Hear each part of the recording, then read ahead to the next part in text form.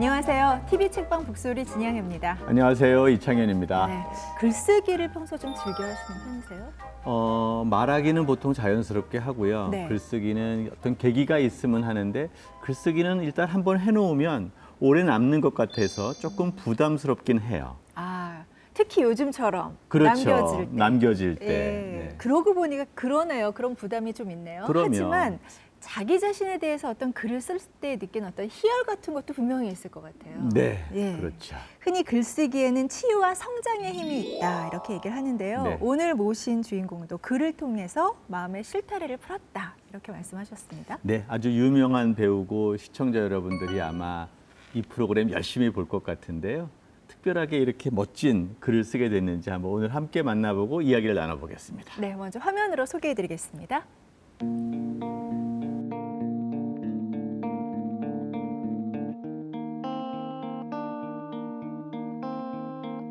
Going back to the corner where I first saw you. Gonna camp in my sleeping bag, I'm not gonna move. Got some words on cardboard, got your picture in my hand, saying, if you see this girl, can you tell her where I am? Some try to hand me money, but they don't understand. I'm not broke, I'm just a broken-hearted man. I know it makes no sense, but what else can I do? And how can I move on when I'm still in love with you?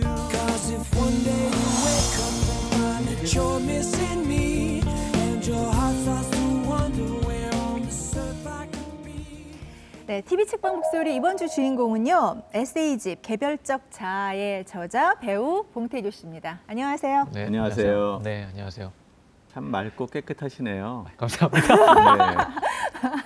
아니, 작가님이 나타나니까 이 분위기가 완전히 좋아졌는데요. 아, 그래요?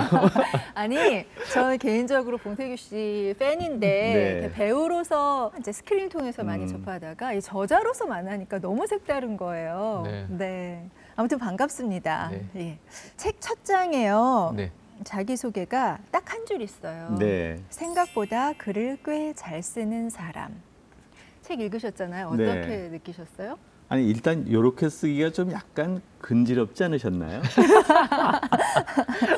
그러니까 이게 고민을 되게 많이 했어요. 어떤 걸 네. 할까? 근데 이제 제가 쓰기에는 좀 간지러운 표현이잖아요. 근데 거기에 약간 이제 찌질함이 있어요. 사람들이 생각할 때 글을 어쩌면은 큰 기대를 하지 않을 수도 있겠다라는 것도 포함이 되어 있고요. 그다음에 솔직하게 얘기하면 나 정도면 조금 그래도 글을 쓰는 거 아닌가라는 자신감 두 개가 있어서 네. 그럼 가장 이렇게 뭔가 애매한 표현이 뭘까 하다가 이게 제일 낫겠다. 봤을 때 그렇게 약간 덜 기분 나쁜 네. 사람들이 읽었을 때 네. 그렇게 해서 쓰게 됐습니다. 아마 보시는 분들이 궁금증이 확 일어날 것 같은데요. 자아는 원래 이제 개별적인데 거기다가 네. 개별적이라는 말을 씀으로써 네. 봉태규는 정말로 자아가 확실하다. 뭐 이런 정도의 인상을 주기도 하거든요. 그러니까 그게 약간 반어적인 것도 있는 것 같아요. 그러니까 저가 이제 연예인이라는 직업을 가지고 있으면서 가끔 제가 제 자신이 누군지 모를 때가 되게 많거든요. 왜냐하면 주변에서 나에 대해서 너무 많은 얘기를 하잖아요.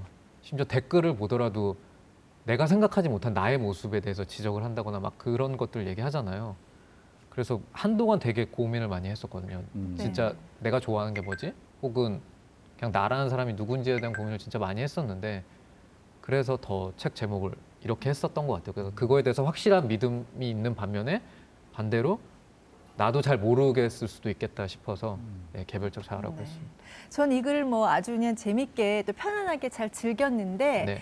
저자로서는 굉장히 많은 생각과 심사숙고함이 담겨 있고 그런 한 권의 책이라는 걸 네. 이제서야 알았습니다. 그렇죠. 지금 같이 방송을 보시는 분들을 위해서요. 개별적 자아가 어떤 책인지 직접 좀 저자께서 소개해 주십시오. 우선 제가 공연 잡지 그러니까 이제 공연 잡지 한 7개월 정도 연재했던 글하고요. 그다음에 에세이만 전문적으로 실는 잡지에 한 1년 4개월 정도 연재했던 글들과 그다음에 이 책을 통해서 새로 쓴 몇 개 글을 묶어서 낸 책이고요.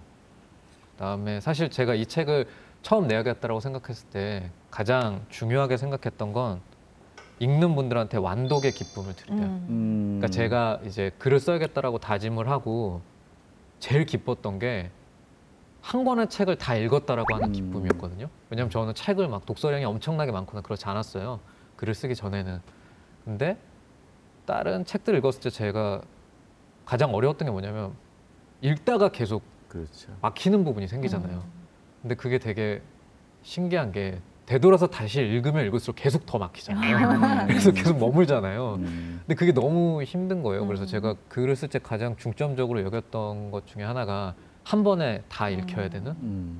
그래서 내 책은 한 권의 책이지만 평상시에 독서를 하는 거와 상관없이 누가 읽더라도 편하게 끝까지 한 권의 책을 다 읽을 수 있는 그런 책이었으면 좋겠다라고 생각을 해서 네. 그렇게 중점을 두고 만든 책입니다. 네. 봉태규 씨를 이렇게 만나서 느껴지는 느낌은 감수성이 참 예민하다라는 느낌이 들었어요.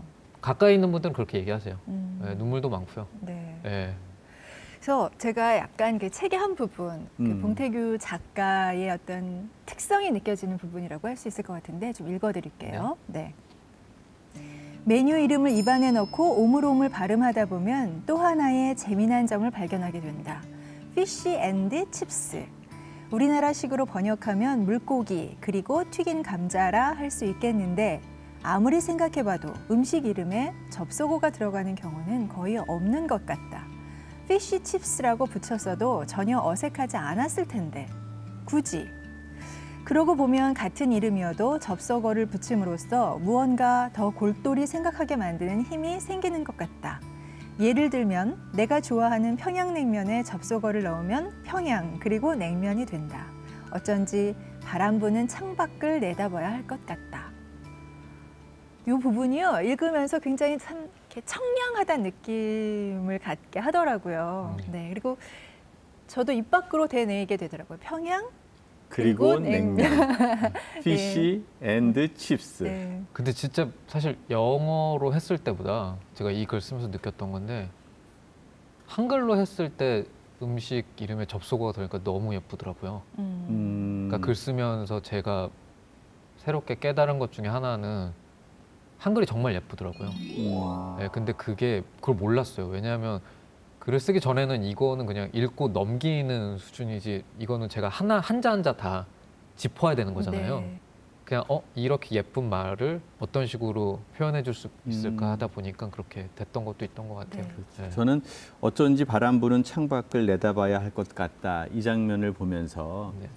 연극적인 세트가 생각이 났어요. 그러니까 연극 무대의 배경, 영화의 배경처럼 어쩌면 배우의 글쓰기는 배우를 하면서 느끼는 다양한 어떤 예민한 구석이 있잖아요. 네.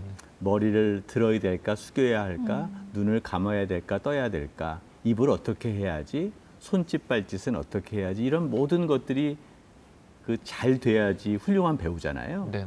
근데 그런 배우의 학습 이후에 글쓰기를 하니까 그런 섬세한 인간의 동작과 눈빛과 풍경과 배경 이런 것에 다 몰입하는 게 아닌가 생각들이 드는데 네. 배우했었던 경험이 혹시 글쓰기에 도움이 된다 이런 생각을 해보진 않으셨어요? 그러니까 지금 교수님 말씀을 들어보니까 도움이 됐겠다 네. 싶은데 이걸 막상 썼을 때는 사실은 그렇게까지 생각을 못했었어요. 본인이 못 느꼈어요. 저희는 읽으면서 네. 많이 느낀 게 그 네. 영국 드라마를 통해서 식사 네. 장면을 네. 그렇죠. 쓰셨잖아요. 네, 네. 거기서는 확실히 정말 이건 영화적이다, 드라마적이다, 그리고 카메라 워킹을 보는 것 같다라는 느낌이 있었는데요.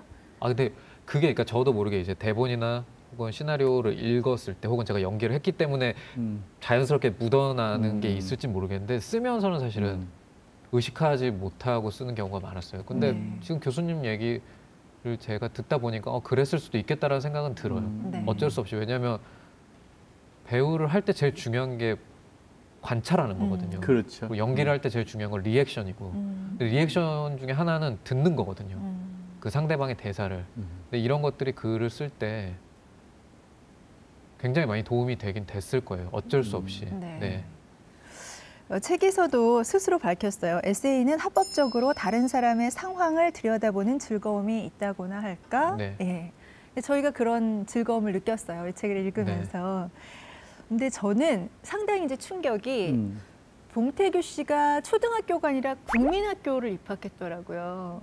제가 이렇게 젊은 세대의 배우라고 생각을 했는데 저도 국민학교 그러세요? 초등학교 나오셨어요, 아니, 혹시? 죄송합니다. 아닙니다. 예. 소학교 막 그런 거. 거기까지는 아닙니다. 예. 근데 아침에 일어나서 팟캐스트를 틀고 네. 그리고 무쇠솥에 밥을 하고 네네. 이렇게 일상을 적으셨어요. 네. 근데 제가 이제 자꾸 저랑 비교가 되는 거예요. 음. 나는 옛날에 라디오를 들었는데 근데 무쇠솥 하면 나랑 훨씬 가까운 것 같은데 무쇠솥에 한 번도 밥을 해본 적이 해본 나는 적이 없는데 네. 이 작가는 정말 뭐지? 이게 개별적 자아를 너무 잘 그러네요. 나타내고 있구나. 아. 무쇠솥에 밥을 지금도 해요? 근데 지금도 이제 놀러 가거나 그랬을 때 그럴 때 이제 냄비나 솥에 하죠. 그리고 무쇠솥으로 밥을 하면 빨리 되고 누룽지도 만들 수 있고. 그리고 한때 제가 완전히 빠져 있었어요. 네. 무쇠솥으로 요리하는 거예요. 그러게요. 밥뿐만이 아니라 뭐 찜 요리 할 때도 원래 무쇠솥이 수분을 잡아주잖아요. 저는 그 해본 경험이 사실 없어서요. 네. 근데 이렇게 보글보글 끓을 때까지 강한 불로 했다가 네네. 저어주고 약한 불로 하고 네네. 뭐 이런 것들이 재밌더라고요. 리드미컬한 느낌도 좀 있고요. 네. 근데 이 책을 읽어보면서 이른바 스타일, 문체라는 얘기가 있잖아요. 네. 근데 쓰다 보면은 입니다, 뭐 이다 이렇게 좀 바뀌는 것 같고요. 네. 또 반말과 존댓말이 공존하기도 하고. 네. 그래서 뭔가 이게 1인칭 시점에서 3인칭 시점으로 바뀌는 영화적 작법의 변화 같기도 한데 이런 것들을 의도한 건가요? 그러니까 처음 쓸 때는 사실은 그런 걸 모르고 쓰다가 계속 이제 제가 쓰다 보니까 어떤 게 조금 더 읽는 분들한테 더 잘 읽힐 수 있을까 혹은 내가 하는 얘기처럼 들릴 수 있을까에 대한 고민을 진짜 많이 했었던 것 같아요. 근데 결국 에세이는 일상적인 소재를 글로 다루는 거잖아요. 존댓말을 거기에 중간중간 섞어서 하니까 뭔가 더 내가 하는 얘기처럼 읽히더라고요. 그래서 한번 책의 한 대목을 한번 읽어보자면 네. 난 이렇게 경계에 놓인 요즘 날씨가 참으로 좋다. 이게 아마 환절기 얘기한 것 같아요. 뭐랄까 여름과 가을 사이에 놓여 있는 기분이랄까. 마치 여름 다음은 당연히 가을이지만 그 사이에 괄호하고 공간이 있는 그런 느낌입니다. 네. 이런 것들 보니까 뭐 좋다? 느낌입니다. 이러면서 마치 공포 영화에서 주관적 시점과 객관적 시점이 막 이렇게 몽따주 되잖아요. 그래서 소설에서 왠지 에세이에서 이 몽따주가 되는 느낌들도 좀 들었어요. 아, 그러셨어요? 글을 쭉 읽다 보면 그러니까 저자로서 글을 쓰다가 이제 마무리가 달라지는 그 문장을 딱 만나게 되면 그냥 이거는 봉태규로서의 어떤 이야기를 하고 있구나. 그 한 줄이 전해주는 느낌. 그러니까 확 환기를 시키는 효과가 있어서 상당히 주목할 수 있는 그런 방법 중에 하나가 아니었나 싶어요. 네. 감사합니다. 네, 봉태규스러운 그렇죠. 딱. 문체라고나 할까. 그러니까 어떻게 보면은 참 영악한 필자라는 생각도 좀 했어요. 이렇게 거리 조절을 이렇게 굉장히 독자들하고 잘하는 저자가 아닌가. 너무 가깝지도 않고 너무 멀게 놔두지 않고 약간 끌어당기면서도 적당한 거리를 놔두는. 연예인은 오래 해서 그런가 봐요. 그게 항상 고민이거든요. 그러니까 저는 제 글이 정말 따뜻한 줄 알았거든요. 근데 제 아내는 제가 쓴 글을 읽고 냉소적인 느낌이 있다라고 하는데 아마 그게 말씀하신 그 이유 때문인 것 같아요. 네. 적당한 거리를 둬서 제가. 네.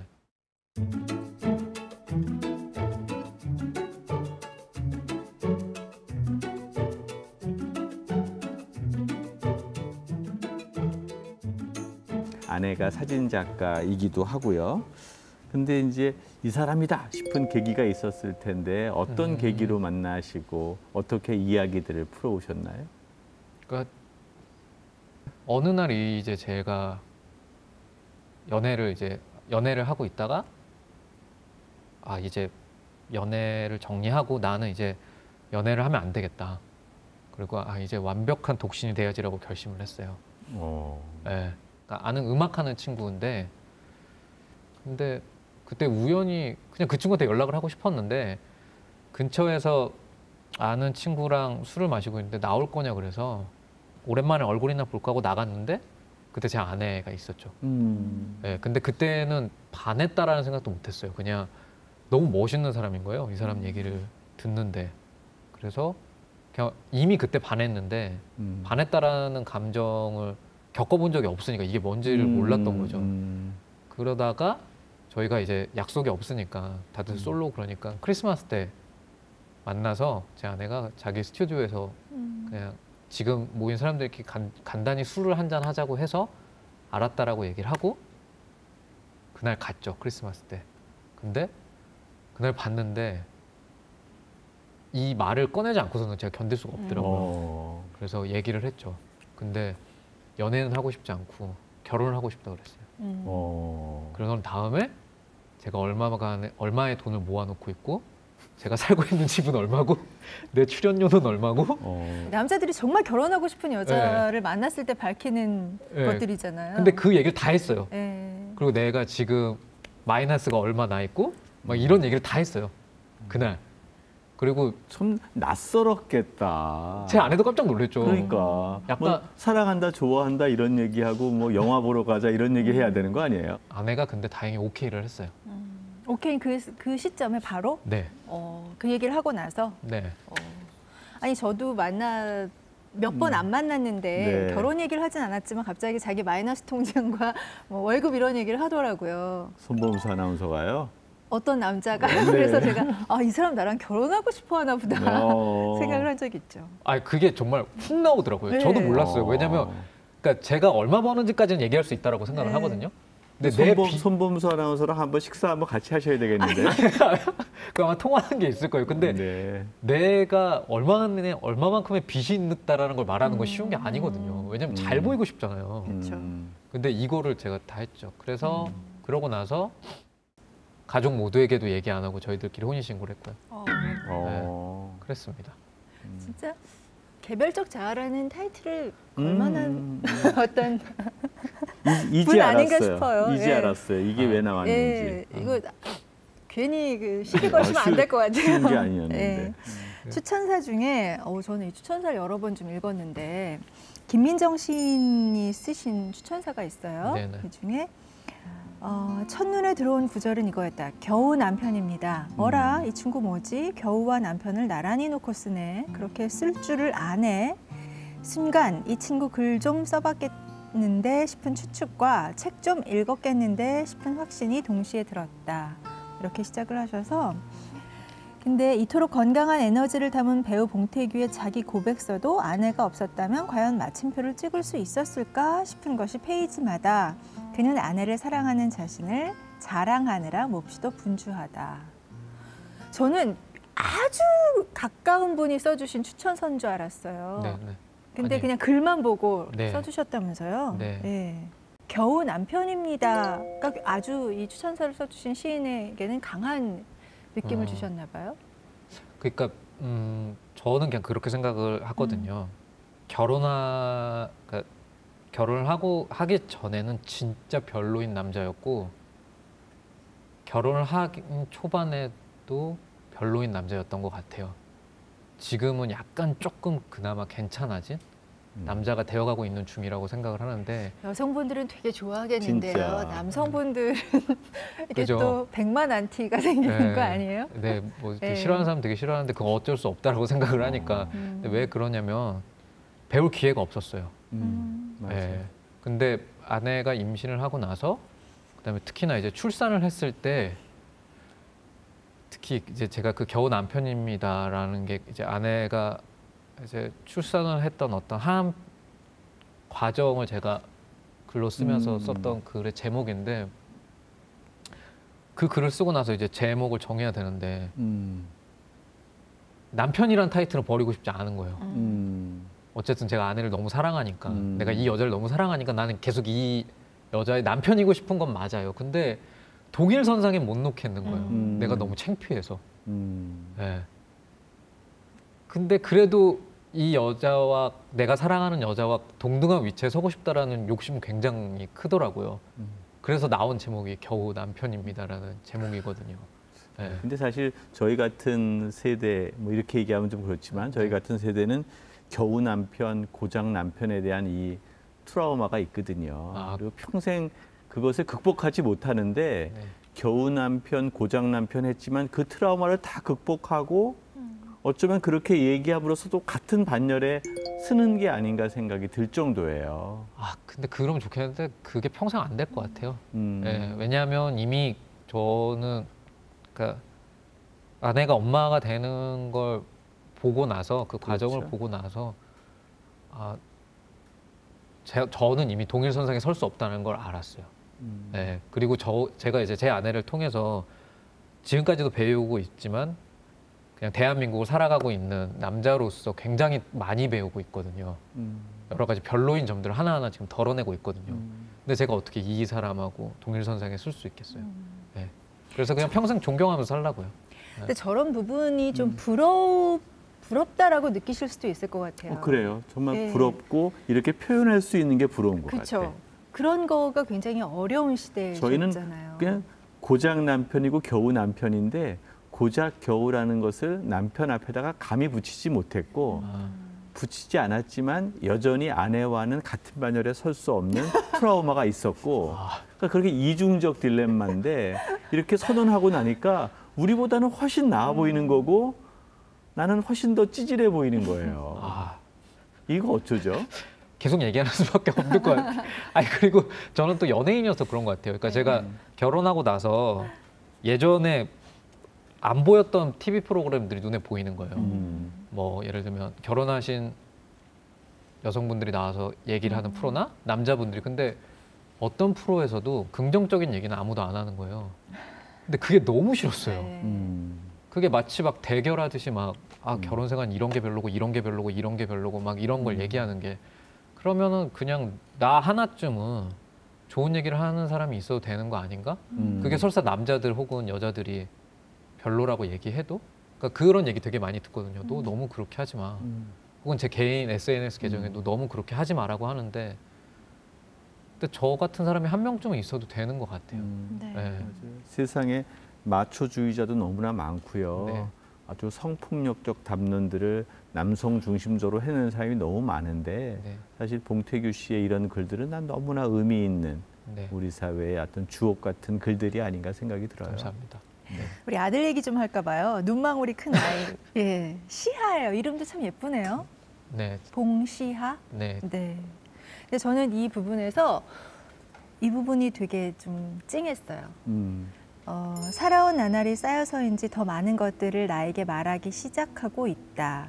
어느 날은 밖에 일이 있어 나갔다 돌아온 나를 아무 말 없이 눈으로 위로해주는 녀석을 보고 그만 눈물이 핑 돈 적도 있었다. 물론 어린 아들 앞에서 주책이라는 생각에 금세 눈물을 거두기는 했습니다. 하지만 단 몇 초의 시선만으로 아들이 나에게 100마디 말보다 더한 위로를 던져준 그날을 난 잊지 못할 것 같다. 이제 보통 이런 얘기를 하면 주위에서 이제 거짓말한다고 얘기하거든요. 그죠. 네. 네. 시아가 이때가 뭐 아니요, 돌도 전이었어요. 전이었을 거 아니에요. 네. 네. 아빠를 위로했다는 거 아니에요, 지금? 네, 근데 그런 게 되게 많았었어요. 태어났을 때부터. 그러니까 저는 태어날 때 제가 아직도 잊지 못하는 장면 중에 하나가 이제 아내가 이제 자연분만을 했는데 아기들이 자연분만 하다 보면은 이제 뭔가 그 나오는 그 자연분만 하는 과정에서 어딘가에 상처가 생기거나 혹은 이렇게 뭐 아직 말랑말랑하니까 여기 모양이 약간 살짝 변형되거나 그런데 제 아들은 눈가가 감겨 있었어요. 여기가 쓸려서. 근데 저 아직도 그걸 생각하면 그런데 얘가 이제 딱 태어나자마자 딱 나왔는데 얼마나 아팠겠어요. 근데 나를 보려고 막 눈을 뜨려고 그러는 거예요. 그러니까 근데 저는 그게 되게 본능적인 반응이었다고 생각을 하거든요. 그때도 정말 뭔가 벌써 뭔가 아빠한테 뭔가를 보여주려고 하는 그게 너무 그렇고 그다음에 얘는 세상의 전부잖아요. 저랑 제 아내가 지금까지. 그래서 어쩔 수 없이 저희들한테 잘 보이려고 하잖아요. 근데 그걸 보는 게 너무 짠해요. 왜냐면 그렇게 잘 보이지 않아도 당연히 잘해줄 건데 뭔가 이미 얘가 이러고 있다라는 게 너무 짠한 거 있잖아요. 그럼 얘는 계속 잘하면서 어떤 사회에 계속 그래야 되잖아요. 근데 그걸 생각하면 또 짠하고. 네. 그래서 그냥 가장 평범한 우리 아들로 자랐으면 좋겠다 그렇게 마무리를 하셨더라고요. 네. 근데 그것도 이제 약간 반어죠. 솔직한 속내는 솔직한 속내는 제2의 봉태규 아니요. 배우. 그냥 얘가 하고 싶은 거 하면서 살았으면 좋겠어요. 네. 지금 몇 살이죠? 지금 이제 19개월이죠. 9개월. 그러면 이제 지금쯤 되면은 주변에서 둘째 생각이 있느냐라고 네. 물어볼 수도 있을 것 같은데요. 근데 우리나라에서는 둘째는 저한테는 상관이 없는데 아내한테는 너무 불리한 것 같아요. 예. 왜냐하면 제 아내는 저랑 결혼을 해서도 굉장히 피해를 많이 받았고 아이가 태어난 일은 너무나 축복받을 일이지만 엄마가 됨으로써도 굉장히 피해가 컸거든요. 우리나라에서는.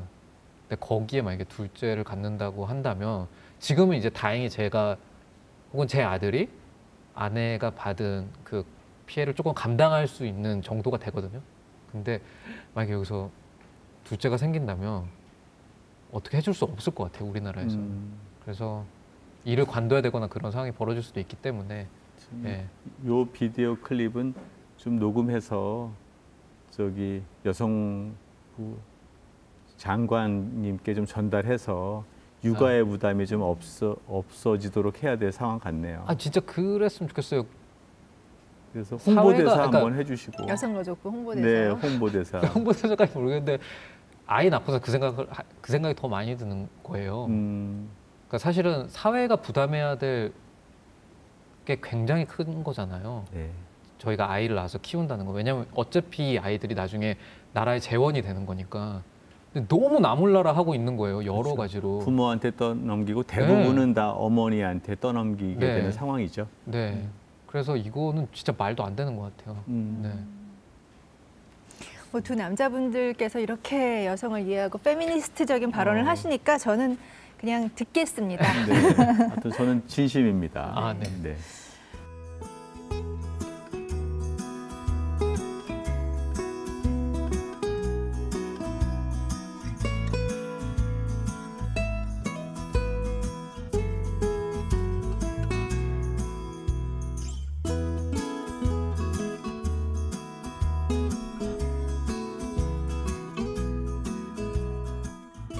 책에도 쓰셨는데 아버지 얘기를 좀 할까 봐요. 네네네. 네, 봉태규 씨 아버님은 어떤 분이셨어요?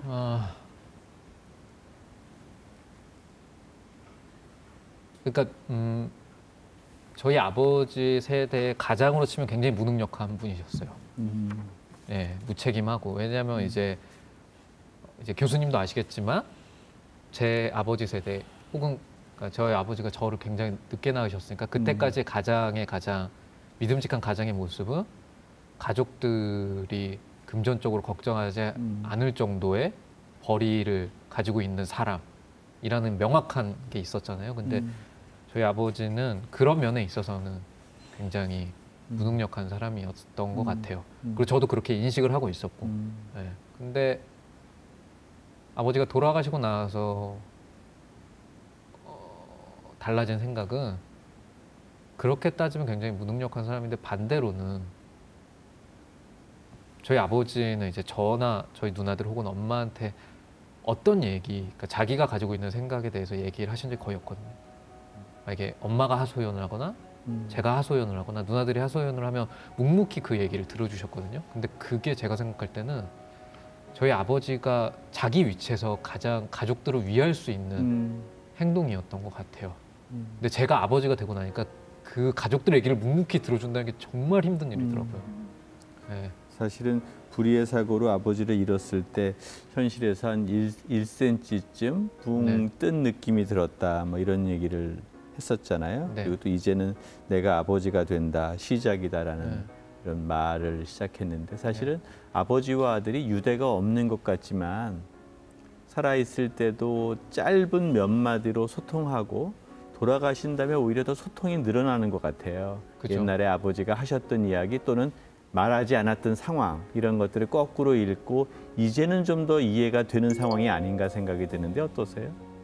그런 것 같아요. 그러니까 애석하게도 그러니까 더 그랬던 것 같아요. 그러니까 저 같은 경우에는 더 아버지라는 존재에 대해서 사실은 더 인정하지 않으려고 하는 게 굉장히 컸었거든요. 근데 그러니까 저희 아버지는 말씀이 많지 않으셔서 어떤 말보다는 아버지의 시선이 저한테 그대로 보여질 때가 있어요. 그러니까 아버지랑 같이 살았던 집에서 아버지가 돌아가시고 난 후에 식탁에서 아버지가 앉았던 위치에 아버지가 먹었을 그 시간에 똑같이 밥을 먹는데 밥을 한 숟가락을 뜨고 딱 바라봤는데 아버지가 바라봤을 그 거실의 텅 빈 모습과 창가에 보이는 그 시점이 그렇죠. 그대로 보여지는 거예요. 근데 그때 정말 엉엉 울었거든요.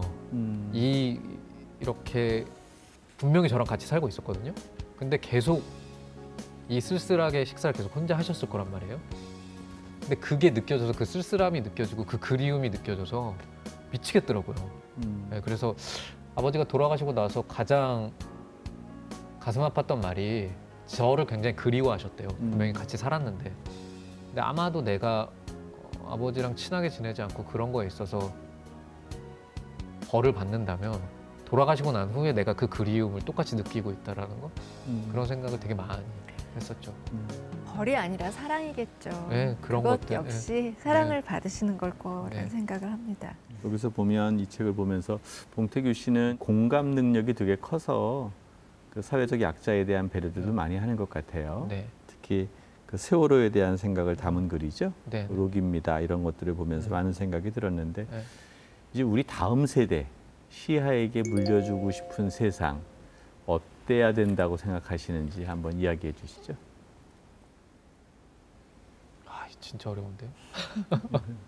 진짜 어려운데. 어떠한 복지 시설이 생겨요. 근데 그 복지 시설 때문에 집값이 떨어진다는 얘기를 하지 않았으면 좋겠거든요. 그리고 그 복지 시설의 아이들과 시아가 같은 놀이터에서 놀았으면 좋겠고 이걸 우리 아이가 특별한 거라고 받아들이지 않았으면 좋겠어요. 네.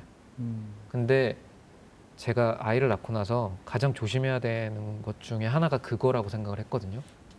다 똑같다라는 거, 그리고 모두가 평등하다는 거. 근데 우리는 어느 순간 동네로 서열을 나누고 있고 살고 있는 집으로 서열을 나누고 있잖아요. 근데 그게 더 무서운 거는 아이들이 그걸 그대로 똑같이 그렇죠. 답습하고 있다는 거잖아요. 근데 여기서 더 나쁜 거는 나와 다르다라고 해서 어떤 똑같은 사람을 배척하는 건 정말 나쁜 거잖아요. 근데 그러지 않았으면 좋겠어요. 그런 아이가 되지 않았으면 좋겠고 적어도 우리 아이가 말을 할 수 있게 되고 어떤 말을 알아듣게 됐을 때는 그런 얘기를 하는 어른들이 좀 덜했으면 좋겠고 우리 아이가 그런 거에 있어서 나한테 그러니까 질문을 하지 않는 네. 그런 사회가 됐으면 좋겠어요. 네.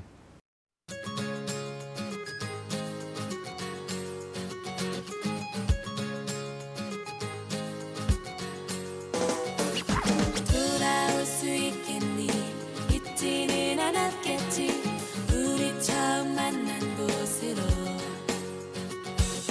너 떠난 그날부터 못 나 여기 있었어 배우로서의 삶이 사실은 되게 중요한 부분인데 앞으로 어떤 작품 준비하고 있는 게 그러니까 제가 어느 순간부터 사실 배우라는 호칭을 쓰지 않고 연예인이라는 호칭을 쓰고 있는데 연예인이라는 호칭이 저는 우리나라에서 약간 하대받고 있다고 생각을 해요.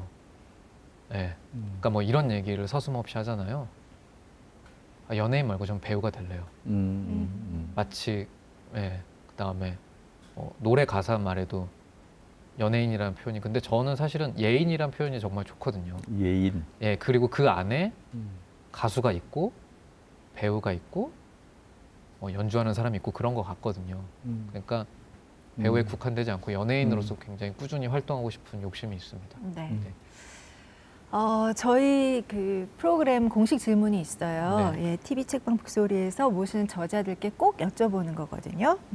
봉태규 씨 가슴에 오래도록 남아있는 책 속에서 만난 내 인생의 한 구절이 혹시 있으시다면 나눠주시죠. 되게 고민을 많이 했는데 네. 제가 좋아하는 일러스트레이터 중에 안자이 미즈마루라는 작가가 있어요. 우리나라에서 아마 하루키 에세이의 일러스트를 그린 분으로 유명한데 그분이 돌아가시고 나서 나온 책이 있어요. 그분을 기념하기 위해서. 그래서 그분은 책의 제목이기도 하고 그 안자이 미즈마루라고 하는 일러스트레이터를 떠올릴 때 쓰는 말이기도 한데 그분의 그림을 마음을 다해서 대충 그린 그림이라고 사람들이 많이 얘기하거든요. 근데 이 표현이 왜 제 가슴에 와닿았냐면 우리나라에서는 너무 최선을 다해야 한다, 열심히 해야 된다라는 말을 폭력적으로 쓰고 있는 것 같아요. 제가 생각할 때는. 근데 그거는 사실 누구도 알 수 없는 말인 것 같거든요. 그리고 그거는 지극히 개인적으로 나만 가늠할 수 있는 잣대인 것 같아요. 근데 그걸 너무 재단하듯이 어떤 사람이 얘기하고 모두도 그래야 된다라고, 그렇지 않으면 마치 큰일 날 것처럼 어떤 기준을 정해놓잖아요. 근데 그게 저는 마음을 다했는데 어떻게 대충 그릴 수 있어라는 얘기가 나올 수도 있는데 전 이게 제일 좋은 것 같아요. 내가 온 마음을 다하지만 행동에 있어서는 힘이 들어가 있고 그런 게 아니라 약간 좀 헐렁한 거 아니야? 좀 힘이 빠진 거 같은 거 아니야? 라는 그런 모습을 보이기도 하고, 이 모습을 인정해 줄 수 있으면 뭔가 조금 더 여러모로 사람들이 살아갈 때 여유가 느껴지지 않을까 싶어서. 감동의 마지막 멘트네요. 아, 그래. 아니 저는 봉태규 씨가 참 만만치 않은 분이라는 생각이 들어요. 얘기를 나누면 나눌수록. 이거는 사실 최상의 경지에 올라야만 될 수 있는 거 아닌가요? 마음을 다했는데 또 대충 그림을 그릴 수 있다는 거는 정말 고수, 내공이 엄청난 고수의 수준이라는 생각을 합니다. 그러니까 제가 그렇게 못 되니까. 혹시 이 책이 개별적 자아가 마음을 다해 대충 그린 에세이, 대충 쓴 에세이 아닌가요? 아닙니다. 정말 제가 가늠할 수 있는데요. 정말 최선을 다했습니다. 정말 토할 정도로. 네, 네. 네. 아니 저는 요즘에는 워낙 정말 말씀하신 것처럼 최선을 다해서 의견을 담은 책들이 많았는데 자신의 이야기를 쓴 봉태규 씨의 글, 그래서 내 내면을 좀 타인과 함께 나누고 싶어하는 그런 느낌이 느껴지는 이 글을 오랜만에 읽어서 참 좋았습니다. 아, 예, 감사합니다. 행복했습니다. 아, 좋은 예. 시간 만들어 주셔서 저는 개인적으로 좀 감사하게 생각합니다. 감사합니다. 오늘 프로그램도 마음을 다해 대충 그린 프로그램이 되는 것처럼 자유롭게 진행했었던 것 같아서 감사해요. 아유, 제가 더 감사드립니다. 네. 재밌었습니다. 예, 네. 저희도 아주 즐거운 데이트였고요. 다음 책 기다리겠습니다. 아, 네. 예, 오늘 함께해 주셔서 고맙습니다. 네, 감사합니다.